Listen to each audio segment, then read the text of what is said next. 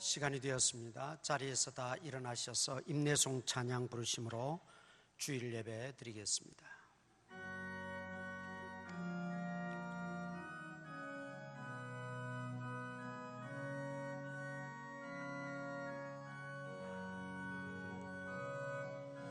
지존하신 주님 이름 앞에 모두 무릎 꿇고 다 경배, 거룩하신 주님 보좌 앞에 엎드려 절하세. 예수는 그리스도, 예수는 주, 하나님의 영으로 경배드리리.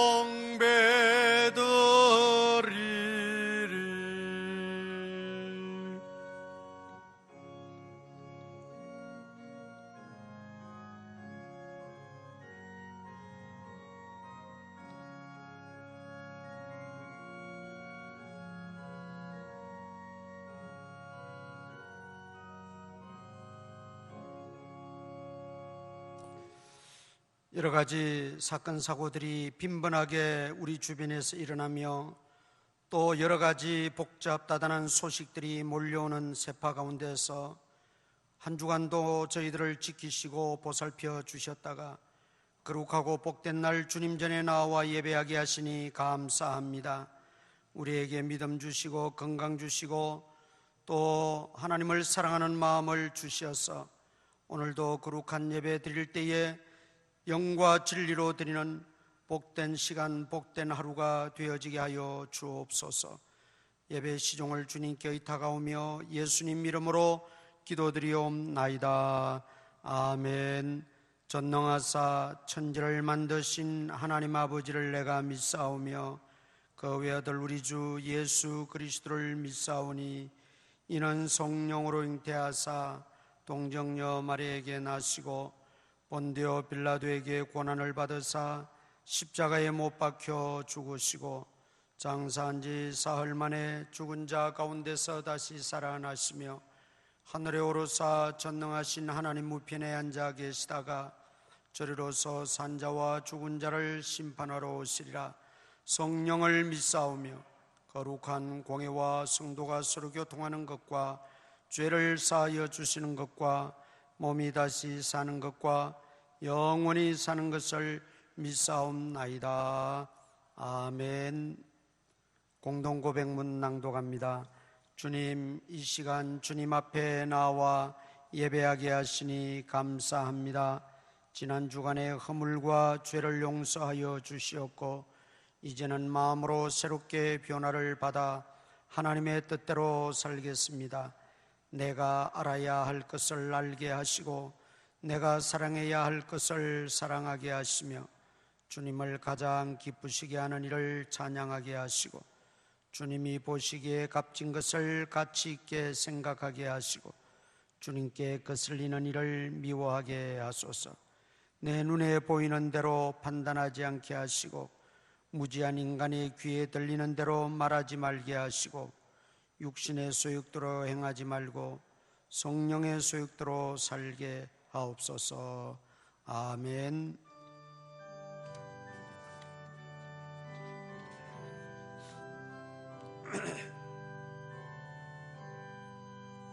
만입이 내게 있으면 그 입 다가지고 내 구주 주시는 정을 늘 찬송하겠네. 내 은혜로신 하나님 날 도와주시고 그 크신 영광 널리 펴 달게 하소서. 내 주의 귀한 이름이 날 위로하시고 이 귀에 음악 같으니 잠이락되도다.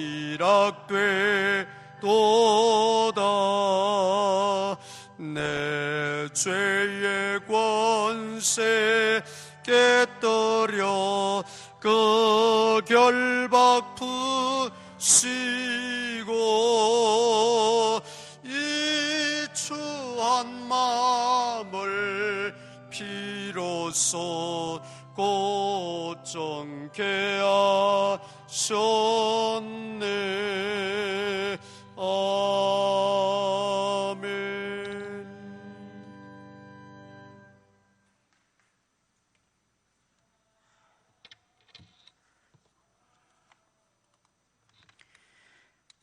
그가 찔림은 우리의 허물 때문이요 그가 상함은 우리의 죄악 때문이라.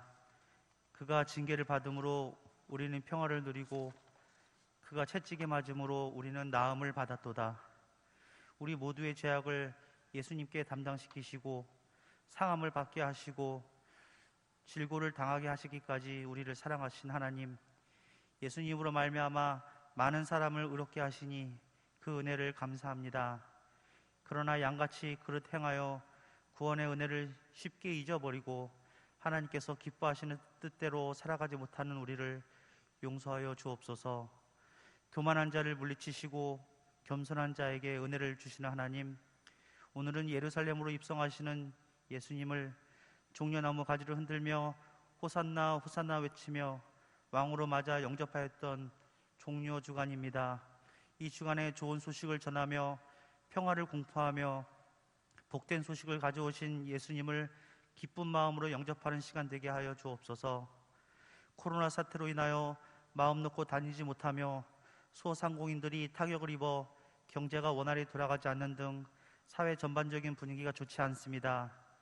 위로가 필요한 자에게 사랑 안에서 연합하여 모든 풍성하신 하나님의 비밀인 그리스도를 깨닫게 하는 계기가 되게 하여 주옵소서. 잃어버린 첫사랑을 회복하고 베푸신 하나님의 은혜가 얼마나 컸던가를 되돌아보게 하여 주옵소서.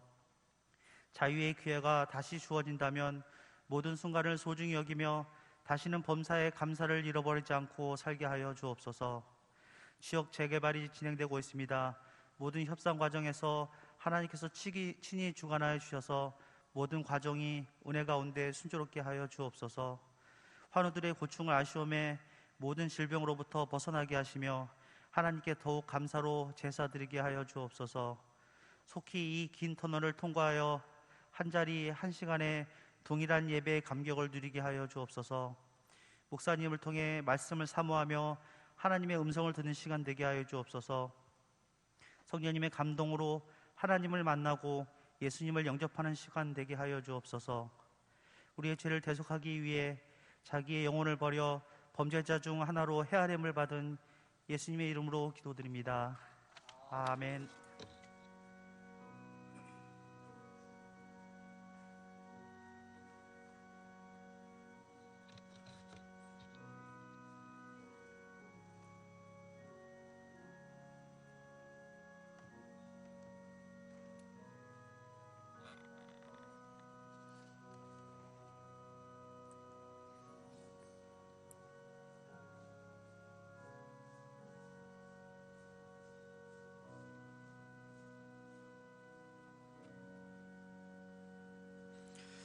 전도팀에게 세임과 능력 주시사 한마음 한뜻으로 힘써 기도하고 행하여 교회가 부흥되고 주님의 나라가 확장되게 하옵소서.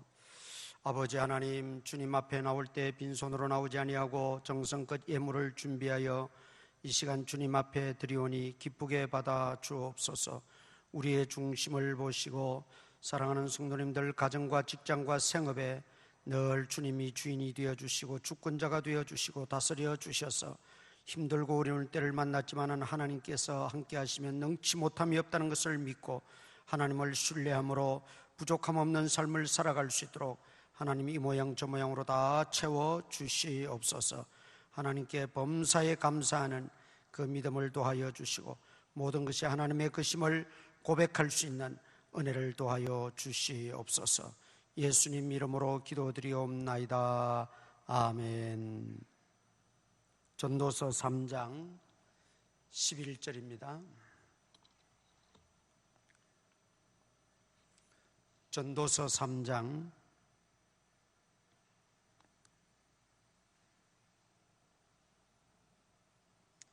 11절 다 같이 합독하시겠습니다. 시작. 하나님이 모든 것을 지으시되 때를 따라 아름답게 하셨고 또 사람들에게는 영원을 사모하는 마음을 주셨느니라. 그러나 하나님이 하시는 일의 시종을 사람으로 측량할 수 없게 하셨도다. 아멘. 14절 또 같이 읽습니다. 14절 시작. 하나님께서 행하시는 모든 것은 영원히 있을 것이라.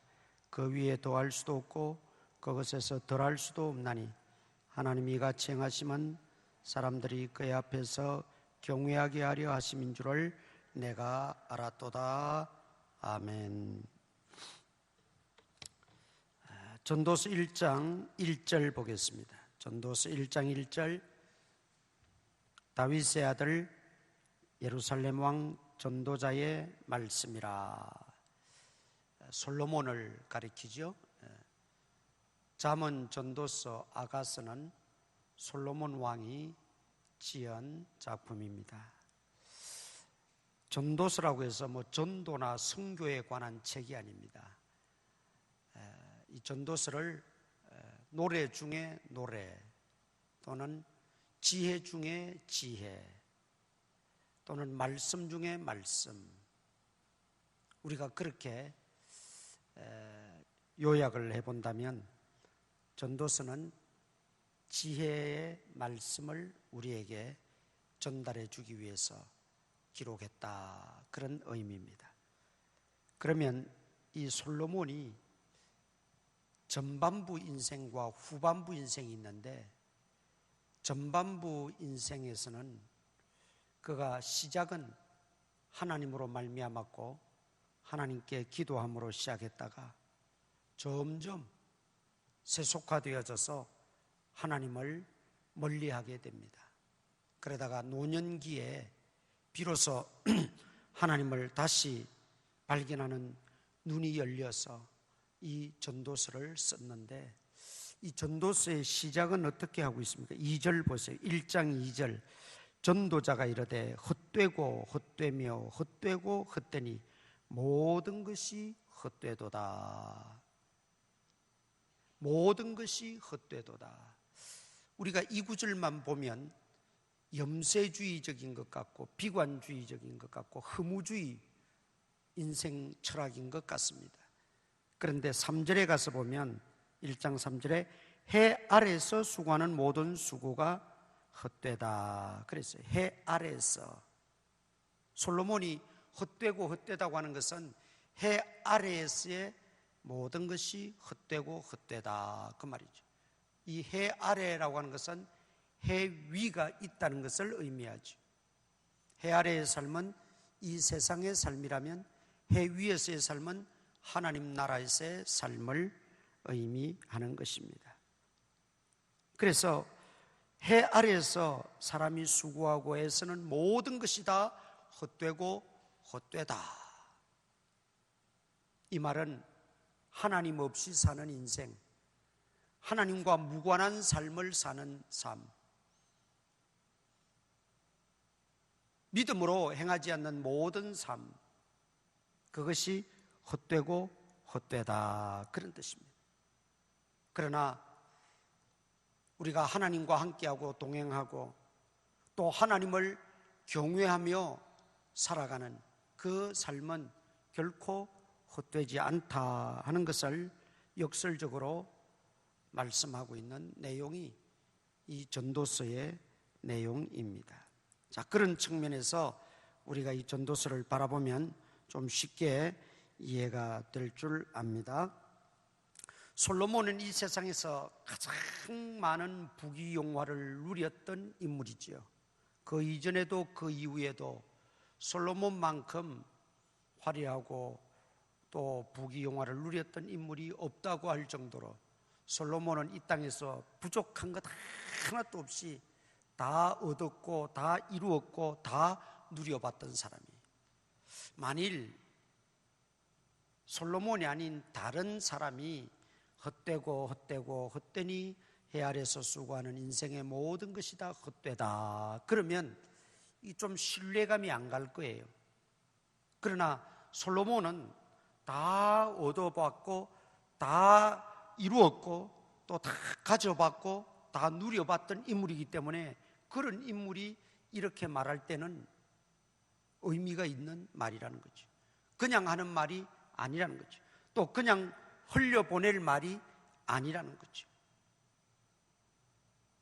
분명 여기에는 의미가 있고 어떤 메시지가 담겨져 있다는 것입니다. 사실 솔로몬만큼 지혜로운 사람이 또 어디 있었어요? 지혜의 왕이었잖아요. 부귀영화에다가 그는 지혜까지 하나님이 또 덤으로 주셨어요. 얼마나 그가 당시에 스바 여왕이 그 지혜를 한마디라도 듣고 싶어가지고 그 먼 길을 찾아 예루살렘에 왔던, 우리가 그 사실을 상기해 본다면 솔로몬은 그야말로 인간 세계에서 누릴 수 있는 모든 것을 누리고 살았던 인물임에 틀림이 없습니다. 그런데 그의 고백이 하나님 없는 인생, 하나님 떠난 인생, 하나님 없이 사는 인생, 그 다 헛되고 헛될 뿐이다. 아무리 수고하고 애를 쓴다 할지라도, 또 아무리 이 땅에서 지혜가 출중하고 탁월하다 할지라도 하나님과 무관하고 하나님 없는 인생은 헛되고 헛될 뿐이다, 그렇게 말하고 있다는 거죠. 자기가 철저한 그 경험, 체험 속에서 나오는 이야기입니다. 그 솔로몬의 귀한 지혜도, 그 탁월한 지혜도 하나님으로 말미암고 하나님과 함께 할 때 그 지혜가 정말 지혜로웠던 것이었어요. 그런데 하나님을 떠난 지혜는 간사하게 변해버리고 맙니다. 교묘하게 변해버리고 맙니다. 그 물질이나 그 권력이나 그 명예나 그 모든 부귀영화가 정말 그리스도 안에서, 믿음 안에서, 하나님 안에서 있을 때 그 가치 효용이 100배, 200배 드러나지만, 그렇지 않으면 오히려 그것이 나로 하여금 죄를 짓게 하거나 죄를 유발시키거나 아니면 그것으로 인하여 많은 사람들의 가슴을, 속을 썩이는 그런 도구로 전락하고 말더라는 것이죠. 그래서 솔로몬은 우리에게 분명하게 하나님을 경외하는 것이 인생의 본분이고, 내가 가난하든 부하든 권력을 가졌든 가지 않았든, 내게 부귀영화가 있든 없든, 내가 지혜롭든 미련하든 중요한 것은 중심에 하나님 모시고 하나님을 경외하는 것이 가장 복되다는 것입니다. 그래서 아까 우리가 읽은 14절이 바로 결론이죠. 하나님께서 행하시는 모든 것은 영원히 있을 것이라. 그 위에 더할 수도 없고 그것에서 덜할 수도 없나니 하나님이 같이 행하시면 사람들이 그의 앞에서 경외하게 하려 하심인 줄을 내가 알았도다. 하나님 경외하는 것이 인생의 복이요, 또 인생에게 있어서 가장 큰 본분이다 하는 걸 결론적으로 말씀하고 있는 것이죠. 자, 그렇다면 이런 하나님이 우리 인생에게 주시는 세 가지 복이 있어요. 오늘 그것이 바로 11절입니다. 11절 다시 봅니다. 하나님이 모든 것을 지으시되 때를 따라 아름답게 하셨고 그랬죠. 때를 따라 아름답게 하셨다. 그 이전의 말씀 중요합니다. 하나님이 모든 것을 지으시되, 여러분, 헛된 인생이 되지 않기 위해서는 우리가 세상에서 정말 짧게 살다가 가는데 그 짧은 인생마저 헛된 인생이 되지 않고 의미 있고 가치 있고 복된 인생, 하나님이 도우시는 그 인생이 되려면 먼저 전제해야 될 것이 있어요. 하나님을 바로 알아야 된다는 거죠. 하나님을 바로 알고 바로 믿어야 된다는 것입니다. 그런데 그 하나님은 어떤 하나님이시라고요? 모든 것을 지으신 분이시다. 즉 창조주 하나님이시라는 걸 깨닫고 믿어야 된다는 것이죠. 창조주 하나님이시라는 걸 먼저 우리가 믿어야 된다는 겁니다.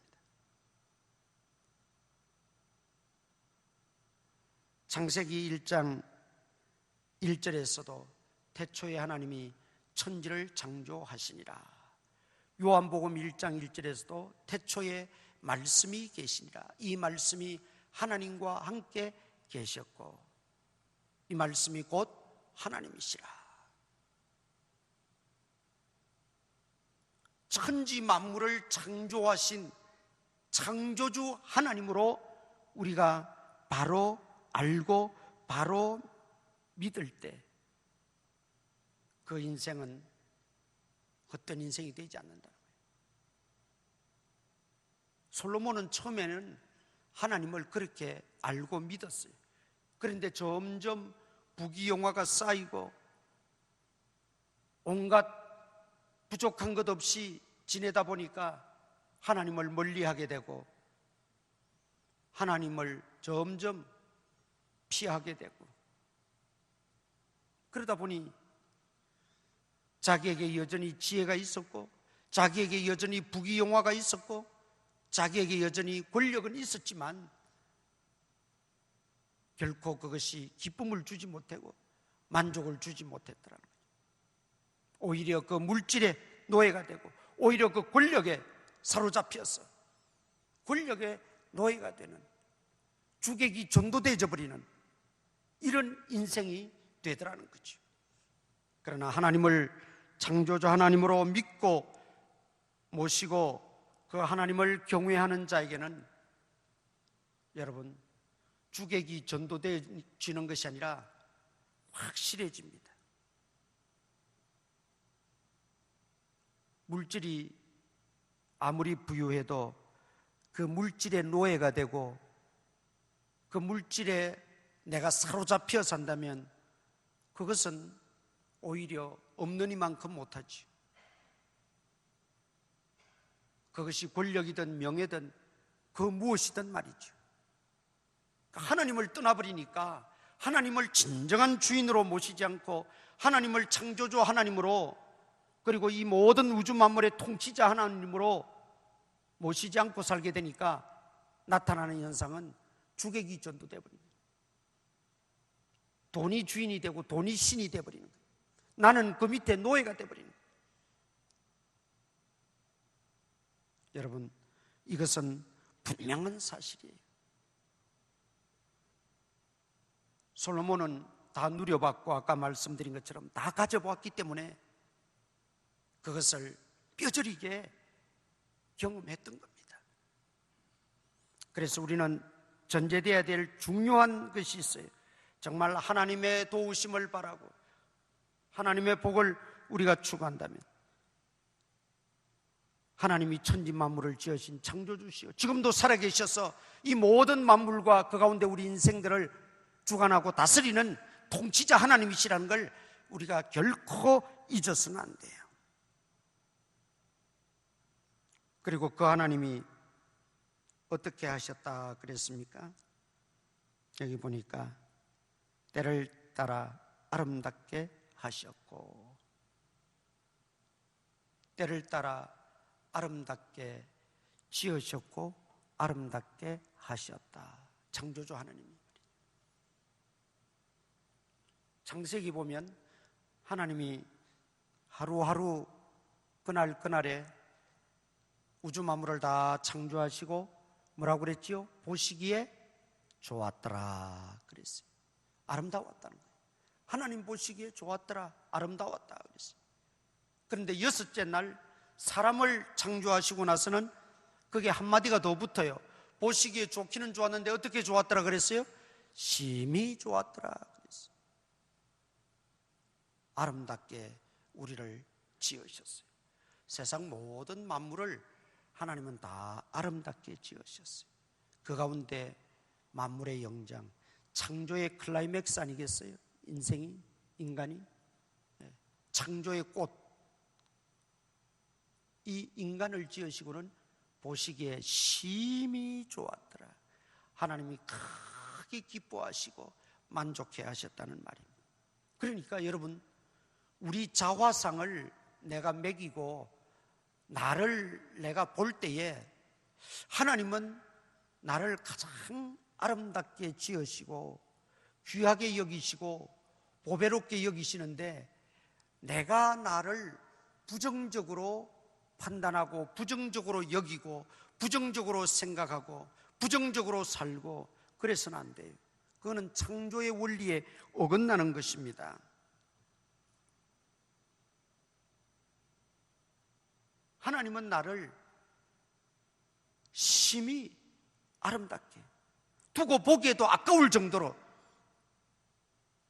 아름답게 지으셨다고 했어요.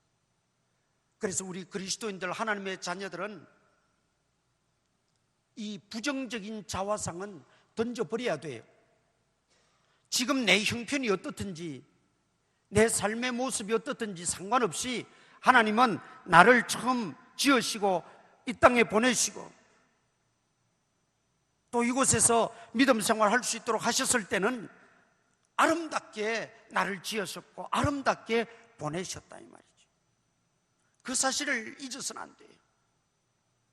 그런데 우리는 자꾸 내 형편, 내 조건, 내가 지금 처한 상황만 바라보고는 하나님의 원래 지으신 그 의도, 그 목적, 그 가치를 망각해버리고 부정적인 자화상에 가득 우리가 매여 있습니다. 이거는 하나님이 절대 기뻐하지 않습니다. 때를 따라 아름답게 지으셨다. 여기 때를 따라라는 말은 두 가지 의미가 있습니다. 첫째는 알맞게라는 뜻입니다. 알맞게. 우리는 어떻게 생각합니까? 늘 부족하다고 생각해요. 나를 왜 이런 부모님 밑에 나게 하셨는가? 늘 부족하고 원망한 것. 나를 왜 이렇게 생기게 하셨는가? 늘 부족하고 원망하는 것. 나는 왜 이런 형편받게 되지 않는가? 늘 부족하게. 그런데 하나님은 우리를 지으시고 보내실 때 알맞게 지으시고 보내셨다. 알맞게. 우리 믿음의 눈이 열리는 것은 바로 그 하나님의 원래의 가치와 의도를 깨닫고 발견하는 겁니다. 그 영안이 열리면, 믿음의 눈이 열리면 지금까지 몰랐던 그 하나님의 의도와 목적과 가치가 밝히 보이는 거예요. 그게 믿음의 눈이 열린 사람이에요. 그런데 믿음의 눈이 열리지 않고 육안으로만 보게 되면 모든 게 지금 내가 처한 환경과 형편과 조건과 여건만 잔뜩 보인다는 거예요. 하나님의 원래의 그 가치와 의도, 목적, 방향은 다 사라져버리고, 하나님은 우리를 지으실 때, 우리를 이 땅에 보내실 때 가장 알맞게 하셨다는 거예요. 그러니까 믿음의 눈이 열려서 하나님이 나를 알맞게 지으셨고 알맞게 이 땅에 보내셨다는 걸 알고 우리가 거기에 맞게 충실하게 우리가 하나님 신뢰하고 경외하고 살면 하나님께서 그 상황과 그 현장과 그 위치에서 하나님은 크게 사용하시고 복을 주시고 은혜를 베푸시고 영광을 받으신다는 말입니다. 두 번째, 이 때를 따라 지으셨다는 말은 정확하게 지으셨다는 말입니다. 빈틈이 없다는 말입니다. 정확하게. 하나님이 계획하시고 섭리하시는 것은 바로 정확성이 가장 큰 생명력입니다. 하나님은 1.1핵도 부정확한 게 없어요. 허투루 하는 일이 없어요. 아무렇게나 하는 것도 없어요. 되는 대로 하시지도 않아요. 사람은 그럴지라도 하나님은 정확하신 분이십니다. 정확하신. 제 친구 중에 옛날에 시골에서는 그런 일이 좀 많았어요. 아버지가 노름병에 걸려가지고 가산을 다, 그때는 뭐 정확하게는 모르겠는데 이야기를 듣기로는 이 집문서를 가지고 가서 도박을 했대요. 노름을 했대요. 이제 돈이 없으니까 집문서를 갖다 맡기고 그걸로 돈을 얼마 이렇게 빌려주고, 전주들이 이렇게 돈을 빌려주면 그걸 돈을 가지고 노름을 했다는 거예요. 그 노름에 미친 거지, 한마디로. 그러다 보니까 정말 나중에 집도 뺏겨버렸어요. 그 노름하는 사람은 그 버릇을 끊을 수가 없으니까 이제 반문서, 논문서까지 다 그렇게 하다 보니까 우리 그 친구가 공부를 하다가 고등학교 1학년 같은데 기억은 오래돼서 잘 없어요. 하여튼 다니다가 학교를 못 다녔어요. 아버지에 대한 원망이 얼마나 크겠어요. 그리고 형제들도 많았는데 다 공부도 못하고 도시로 나가서 뭐 미용기술 배우고 공장에서 또 이 주방기구 만드는 그 공장에서 뭐 여러 군데로 다 뿔뿔이 흩어져 가지고 그냥 그렇게 생활을 근근히 유지해 나가는 신세가 되고 말았어요. 그런데 감사하게도 이 친구에게는 어릴 때부터 그 하나님을 믿는 그 믿음이 투철했어요. 나중에 이야기 들어보니까 하나님을 만나는 경험을 했더라고요. 그리고 그 중학교 시절에도 학교 가기 전에 학교 갔다 와서 늘 그 동네 교회를 거쳐서 5분이라도 기도하고 집에 가고 그랬더라고요. 그러는 가운데 그 어렸을 때 방언은사도 받고 기도를 하나님 앞에 늘 해왔던 친구였어요.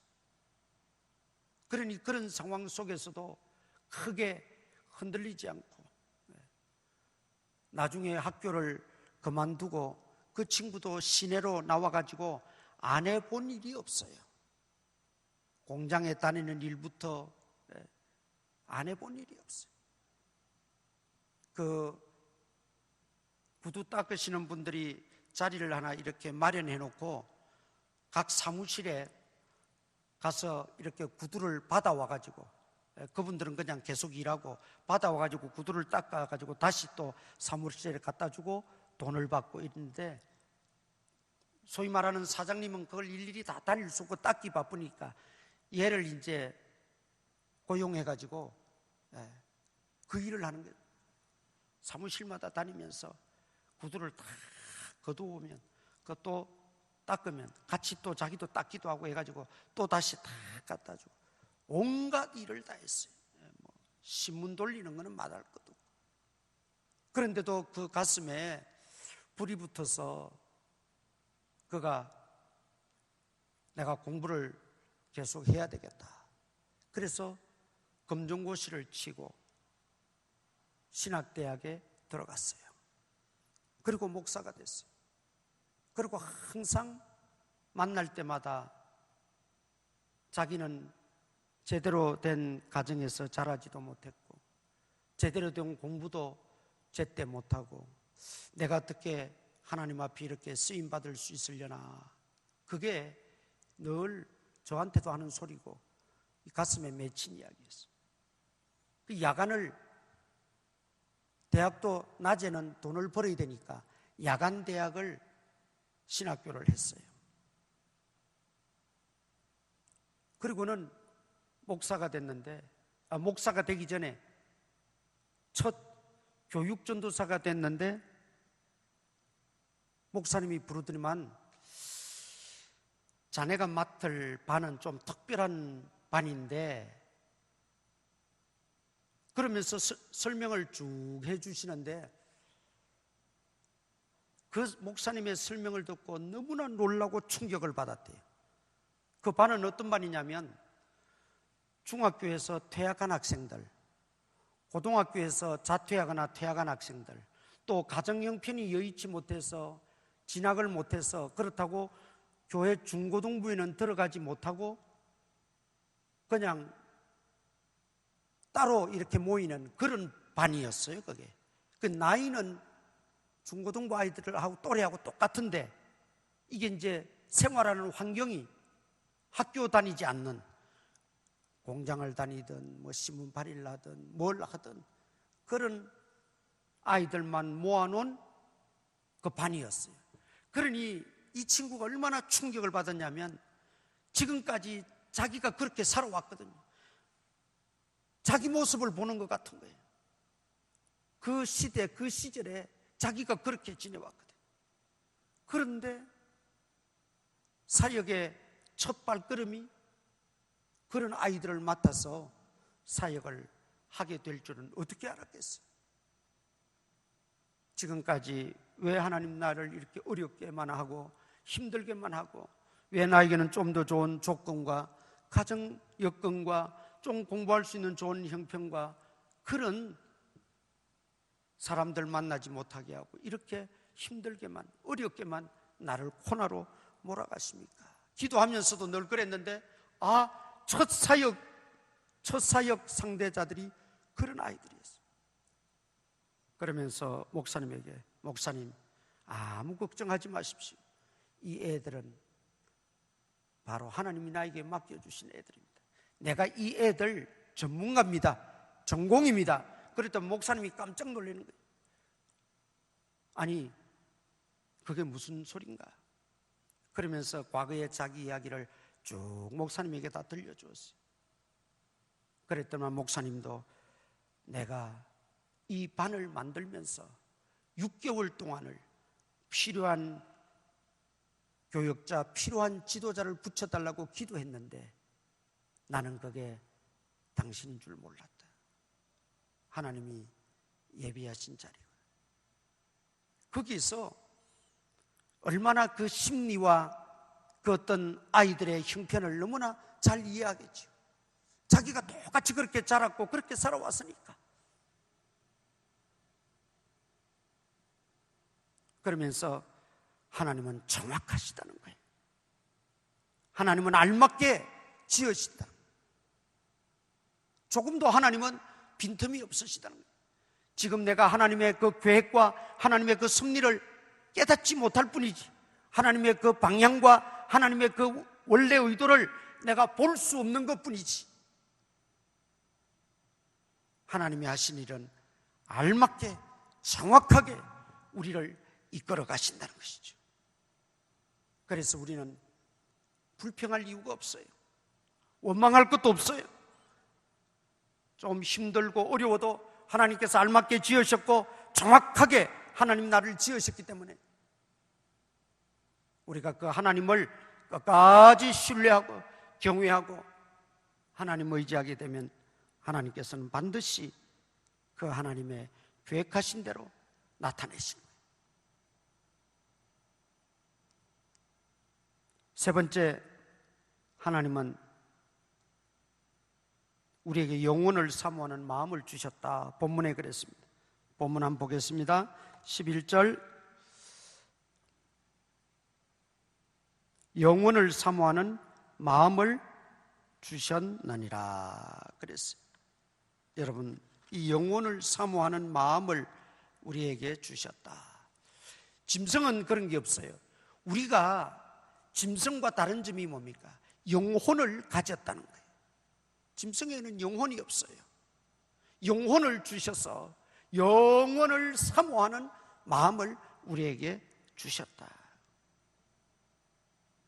이 말은 더 직접적으로 표현하면 하나님이 영혼을 우리에게 심어주셨다. 영혼을 우리 마음에, 우리 심장에 넣어주셨다. 그런 뜻입니다. 영원하신 분은 하나님 한 분밖에 계시잖아요. 그 영원하신 하나님이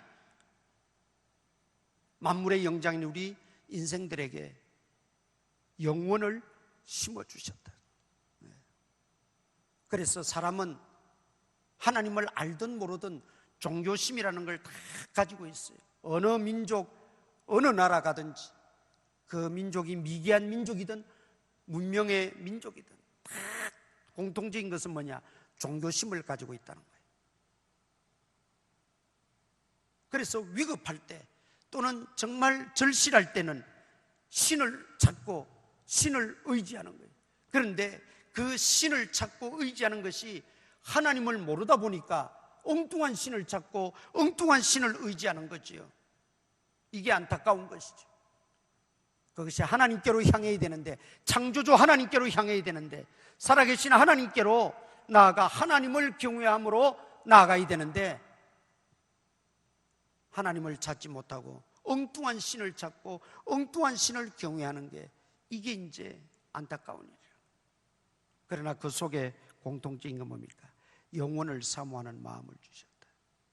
그런데 여러분, 저와 여러분은 그 영혼을 사모하는 마음 속에 예수 그리스도가 찾아오셨고 예수 그리스도를 통해 영생을 얻게 되었으니, 여러분, 이것이 얼마나 귀하고 복된 일이냐 말이에요.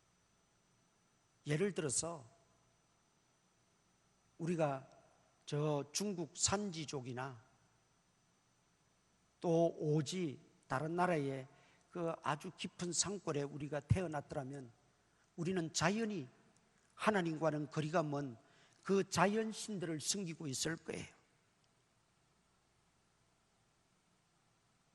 어떤 자연 물체를 내 신으로 알고 모시고 그렇게 섬기고 경외하고 살아간다는 것이죠.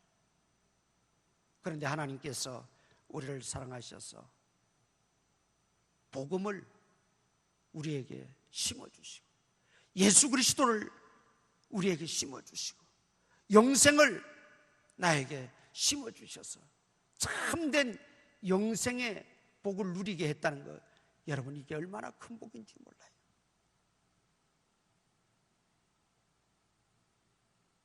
이게 은혜입니다.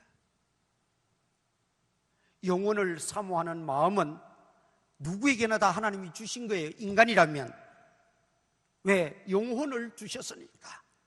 그 영혼을 주셨다는 것은 영혼을 사모하는 마음을 가지라는 뜻인데, 즉 종교심을 다 주셨다는 건데, 우리가 한국에 태어나지 않고 저 아프리카 오지나 산속 오지에 났더라면 지금 우리는 하나님도 알지 못한 채 그들이 섬기는 그 자연신 우상들을 섬기면서도 그것이 전부이냐, 그것이 마땅한 것이냐, 그렇게 살아갈 수밖에 없는 존재들이라는 거죠.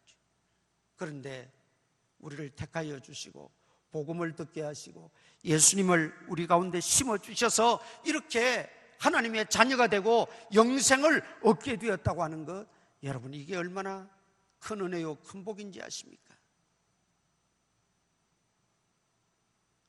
내가 세상에 권력이나 명예나 물질 다 얻지 못했다 할지라도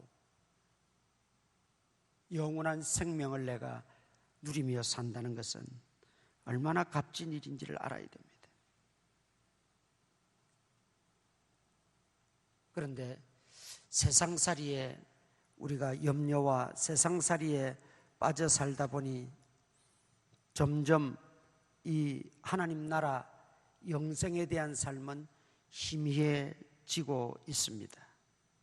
여러분, 하나님 나라를 사모하고 천국을 소망하고 산다는 것은 이 땅의 삶을 무의미하게 한다거나 허술하게 산다거나 그런 것이 아닙니다. 진정으로 하나님 나라 백성, 영원한 생명이 있음을 믿고 영원한 천국에서의 영원한 삶을 바라보고 확신하고 사는 사람들은 이 땅의 삶을 아무렇게나 살 수가 없어요. 함부로 살 수가 없어요. 허술하게 보낼 수가 없다 이 말이죠. 그러나 따지고 보면 천국에 대한 확신도 없고 천국에 대한 소망도 가지지 않고 영원한 생명에 대한 그 기쁨도 없으면 오히려 이 땅에서 삶이 허술해집니다. 우리가 그걸 잊어서는 안 돼요.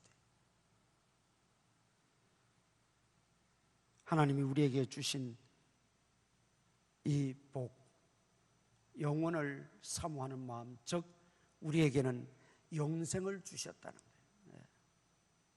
이 얼마나 값지고 귀한 것인가를 알아야 돼요.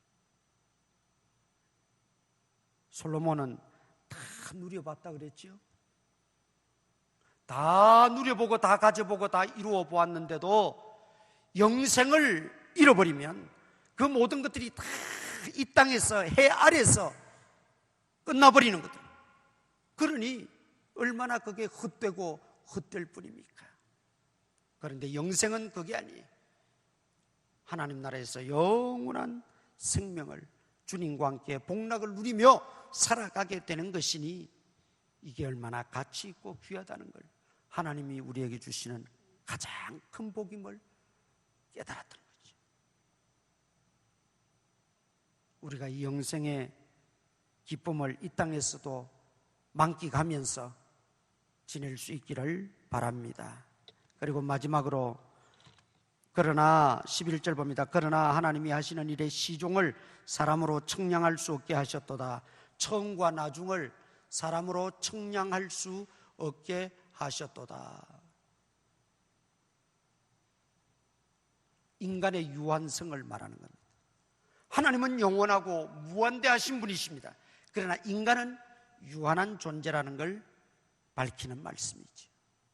시종, 처음과 나중은 오직 알파와 오메가 되시는 예수 그리스도 하나님만이 쥐고 계십니다.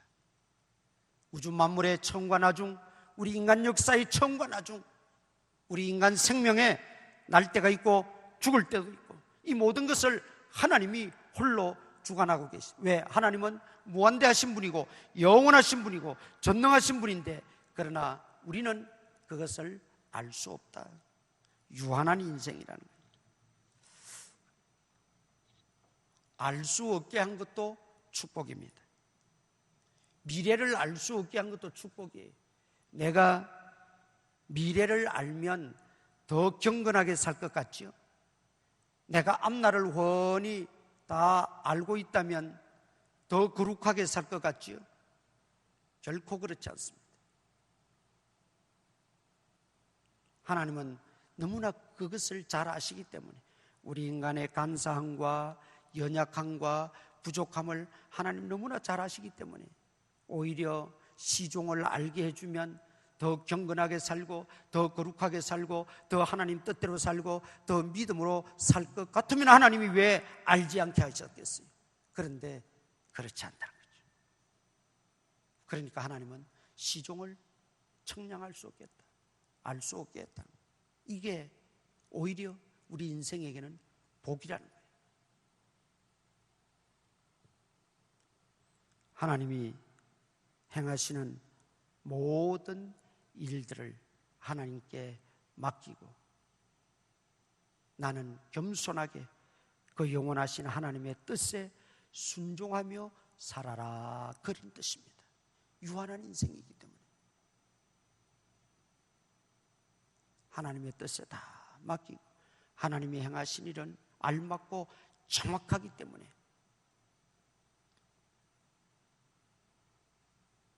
하나님은 우리를 지으시되 알맞고 정확하게 지으셨고 우리에게 특별한 은총. 우리 아이들이 노래 부르잖아요. 돈으로도 갈 수 없고 벼슬로도 갈 수 없고 힘으로도 갈 수 없는 영원한 천국을 우리에게 주셨고 그리고 우리의 시종을 내가 주관하고 내가 다스리고 내가 너의 모든 삶을 앞날을 맡아줄 테니 네가 굳이 앞날을 그렇게 알려고 애쓰지 마라. 그저 내게 다 맡기고 나를 경외하고 나를 신뢰하고 겸손하게 순종하며 살기만 하면 내가 책임져 주겠다. 너희가 아무리 애쓰고 힘써도 해 아래서 하는 모든 것은 다 헛될 뿐이다. 여러분, 이게 얼마나 큰 복이에요. 이게 얼마나 큰 하나님의 은혜입니까? 오늘 이 사실을 다시 한번 마음에 잘 정돈하시고 깨닫고 우리가 이 말씀대로 다시 한번 하나님을 더 가까이 하고 하나님을 경외하는 일에 박차를 가할 수 있는 은혜가 있기를 축원합니다. 기도하겠습니다. 우리 한번 통성으로 기도하십시다. 오늘 주신 말씀 묵상하시고 결단하시고 다시 한번 주님 앞에 돕는 은혜를 구하며 간구하시기를 바라고, 또 우리 교회 재개발의 와중에 있는데 협의가 원만하게 진행되어질 수 있도록 조합의 관계자들 마음을 감동 감화시켜 주시고 돕는 마음을 주시고 회방하는 마음 다 사라지게 하여 주옵소서. 기도하시기를 바랍니다. 그리고 우리 교회가 평안하여 든든히 있어가는 모든 과정이 되어질 수 있도록 기도하시기를 바랍니다.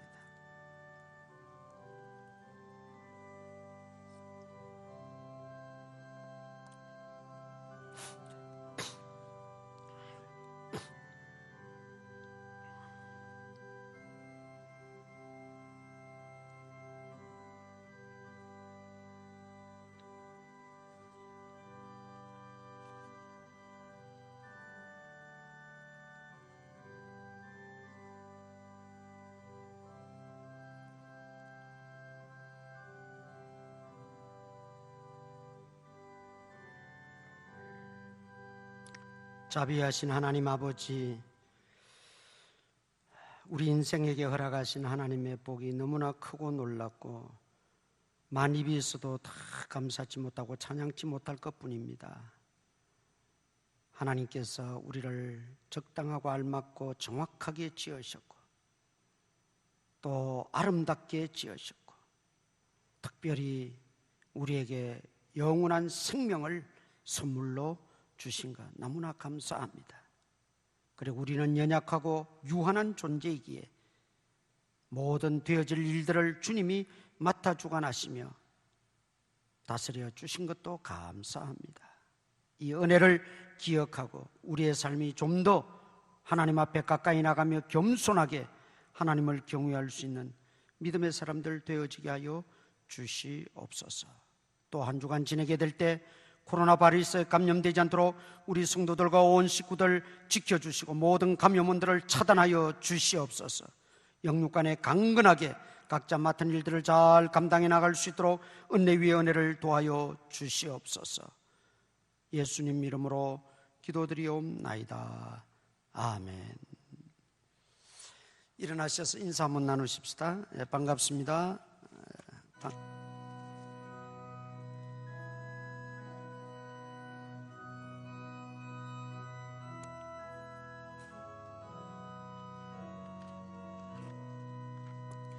목마른 자들아 다 이리 오라. 이곳에 좋은 샘 흐르도다. 힘쓰고 애씀이 없을지라도 이 샘에 오면 다 마시겠네. 이 샘에 솟는물 강같이 흘러 온 천하만국에 다 동하네. 빈부나 귀천에 분별이 없이 다 와서 쉬고 또 마시겠네. 생명수 샘물을 마신 자마다 목 다시 마르지 아니하고 속에서 솟아나 생수가 되어 영원히 솟아 널 풍성하리. 이 샘의 이름은 생명의 샘물, 저수정빛같이 늘 맑도다. 어린 양 보좌가 근원이 되어 생명수 샘이 늘 그치지 않네. 우리 구주 예수 그리스도의 무한하신 은혜와 하나님 아버지의 크신 사랑과 성령님의 감동감화 교통 역사하심, 오늘도 주의 말씀을 듣고 마음에 새롭게 다짐하는 모든 성도들 머리머리 위에 이제로부터 항상 함께 있을지어다. 아멘.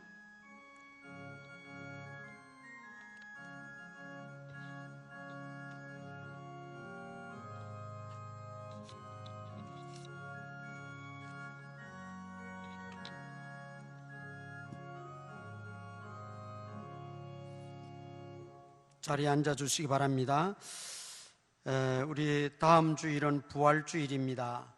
부활주일에 1, 2, 3부 예배 승례식을 거행합니다. 한 주간, 고난주간, 종료주간에 여러분 경건하게 기도로 준비하시면서 지내시다가 승례식에 참여할 수 있기를 바라고, 오늘 문답하실 분 계신가요? 문답하실 분 계시지 않는 걸로 알겠습니다. 문답하시는 분들은 1, 2부 예배 후에 당회실에서 있습니다. 다음 주일은 치유기도 시간입니다. 믿음으로 기도하시면서 준비하시기를 바라고, 지난 주간부터 계속해서 저녁 기도회 하고 있습니다. 고난주간에도 8시 반에 1청소 예배실에서 저녁 기도회 진행되어집니다. 4월 봉사위원 해당되시는 분들은 미리 나오셔서 봉사하시기를 바라고, 4월 청소는 마리아입니다. 그리고 특별 광고를 좀 하나 부탁드리는 것은, 전에 우리 교회에서 같이 신앙생활하던 파키스탄 목사님 아시죠? 파키스탄 목사님이 이제 모든 공부를 다 마치고 본국으로 돌아가서 목회를 합니다. 한 100여 명 정도 모이는데, 그 파키스탄이 그 아주 극우 이슬람권이잖아요. 그런 가운데서도 꿋꿋이 이기면서 그 목회를 하고 이제 계신데, 그분이 원래 당뇨가 심했었어요. 여기서는 계속 제가 그 병원을 데리고 다니면서 그 당뇨 치료를 받아서 그나마 그렇게 유지가 됐는데, 그 나라 좀 열악하니까 당뇨 합병증이 와가지고 뭐 눈도 하나는 거의 뭐 보이지도 않고 그렇다고 그래요. 그러니까 그 아들이 원래 그 파키스탄에서 음악대학을 나왔어요. 음악대학을 나와서 아버지가 여기 있는 동안에 그냥 거의 교회를 맡아 하다시피 그렇게 했는데, 이제 아버지가 그렇게 되고 또 하니까 자기가 하던 그 직업을 그만두고 신학교에 입학을 했어요. 신학교에 이제 입학을 해서, 입학을 한 게 아니고 이제 입학을 할 겁니다. 4월 달에 입학을 하는데, 시험을 쳐서 합격을 하고 입학을 하는데, 자꾸 머뭇거리며 이야기하는데 아마 학비가 굉장히 좀 힘든가 봐요. 그래서 우리가 조금씩 이렇게 좀 십시일반으로 조금씩 이렇게 도와드리면 좋겠다 하는 제 생각이 있어서 특별히 좀 부탁을 드립니다. 감동되시는 대로 우리가 십시일반이니까 형편되시는 대로 조금씩 우리 파키스탄 헌금을 해주시면 모아서 그렇게 좀 보내도록 하겠습니다. 그 입학금하고 한 학기 저기는 우리 돈으로 보니까 한 150만 원 정도 되는 것 같아요. 150여만 원 정도 되는데 우리가 좀 도와주면 좋겠다 하는 생각이 있어서 특별히 좀 광고를 드립니다. 그렇게 양해해 주시면 고맙겠습니다. 또 한 주간 기도하시면서 건강에 유의하시고 잘 지내시기를 바랍니다. 예배 마쳤습니다. 안녕히 돌아가시기 바랍니다.